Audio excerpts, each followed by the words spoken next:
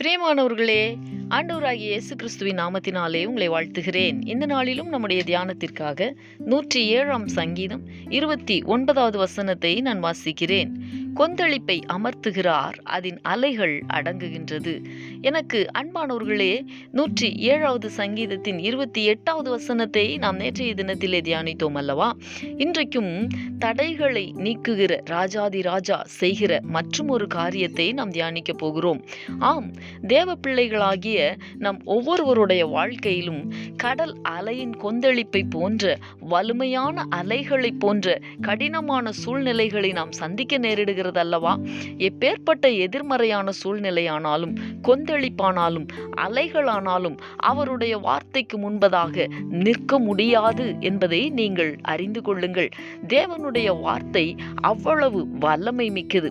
29வது சங்கீதத்தை நாம் வாசிக்கும் பொழுது கர்த்தருடைய சத்தம் என்னவெல்லாம் செய்கிறது என்கிற ஒரு மிக நீண்ட பட்டியலை தாவீது ராஜா அங்கே சொல்லி இருக்கிறதை நாம் பார்க்க முடிகிறது.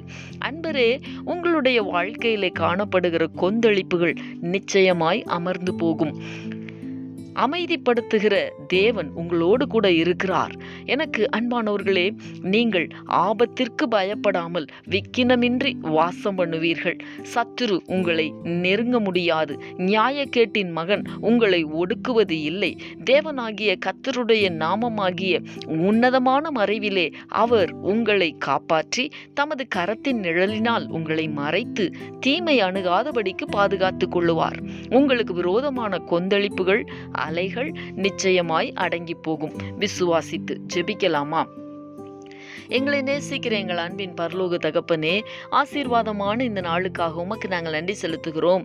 இந்த நாளிலும் கொந்தளிப்பை நீர் அமர்த்துகிறீர், அதன் அலைகள் அடங்குகிறது என்பதை நாங்கள் தியானித்தோமே.